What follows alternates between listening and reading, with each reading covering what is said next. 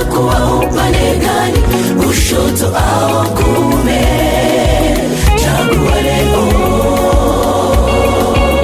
tutambue kwamba Mungu wetu hazihakiwi. Alichopanda